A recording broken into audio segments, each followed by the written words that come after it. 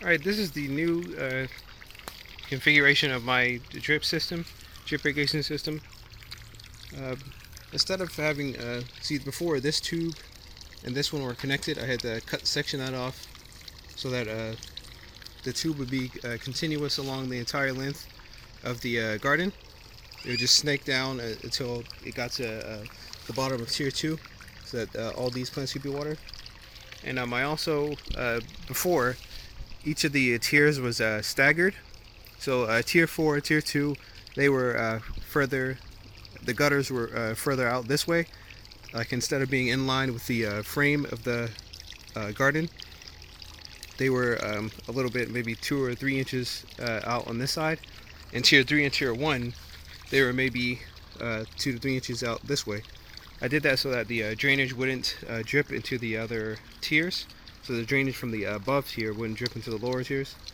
But I noticed that this wasn't a good idea because I was preventing some of the water from reaching some of the tiers where it was needed. Since these emitters, they don't spray everything in each of the, they don't spray every single plant. Having this staggered this way would allow more water to flow into each of the lower tiers, so that way, since each of these is sloped, the water from tier 4 is draining into tier 3. It travels down slope until it gets to the end here of tier 3, and then it goes into tier 2. And then since this is sloped, it goes down slope until it reaches here. And as the water is moving down slope, it moistens the soil as it slopes downward. And not too much of the water doesn't saturate the soil because I put a layer of rocks, a little layer of pebbles underneath, so that the water wouldn't be too the water wouldn't soak the soil too much. It will allow for proper drainage.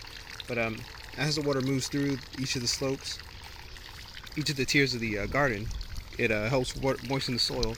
So if I'll say, since this emitter doesn't have enough pressure right now, and it's not properly watering this area here near these plants, near the marigolds,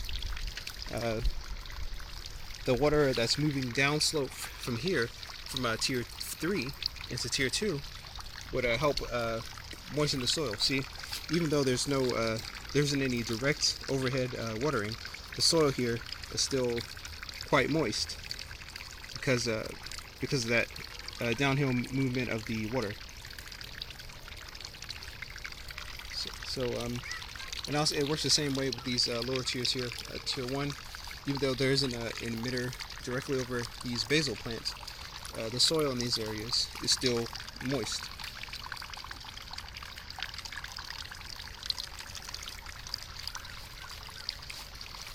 And yes.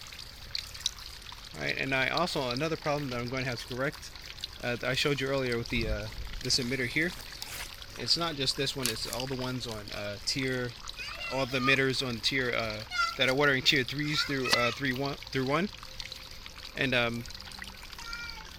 the emitters are the pressure up here, up top, just the tubing, the water hose is plugged in directly into the tubing, and it flows all the way up, all the way to the top tier, tier 4, and then it starts here. The pressure is high enough here, but every subsequent emitter has lower pressure, and instead of getting a umbrella-like spray here, the 8 streams as they're supposed to, I only get a slow drip, like on every other tier after that. So if I disconnected, instead of having one continuous run throughout the entire garden, I could see here, I could connect this to this. I could cut this, connect this to that, and then here on this tier, do the same thing here. And then on this lower tier, do the same thing again. And that way, as the water is traveling upwards through this tube that originates at the hose, it will have an even pressure throughout each of the tiers of the garden, instead of having high pressure here and then lower pressure on every other tier. So that's what I've observed so far. And I've also applied more fertilizer uh, to the plants. Uh,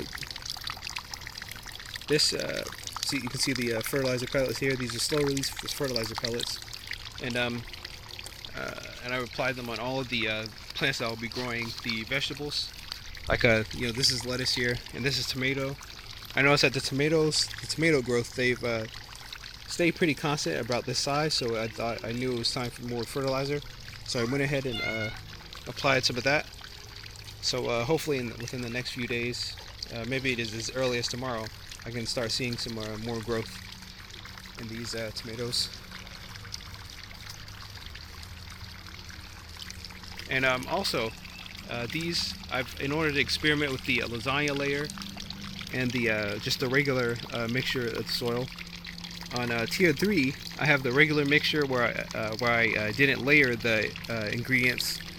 Um, I just mixed it all together in the bin, and then layered it in. Just poured it in. But on tier 4, that's where I used the lasagna layer, and I put lettuce in both of these tiers so that because lettuce is pretty fast growing, I'd be able to see the results immediately. So in this tier, I have the tier 4. I have the lasagna layers, which is composed of topsoil, then the perlite, which is the aerator for the soil, and then the compost, and then I have the drainage layer of the pebbles underneath at the very bottom layer.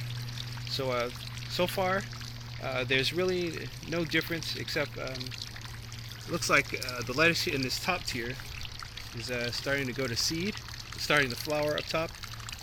Most of the lettuce here, and the lettuce on the bottom tier, it's also starting to flower. But more of the lettuce on the top tier is flowering than it is on the tier 3. See here, it's not flowering, but on tier 4, two of the 3 plants are flowering. But on tier 3, only one of the 2 plants are flowering. So that's the only difference I've noticed so far with the lasagna layer up top and then the regular soil mixture on the bottom.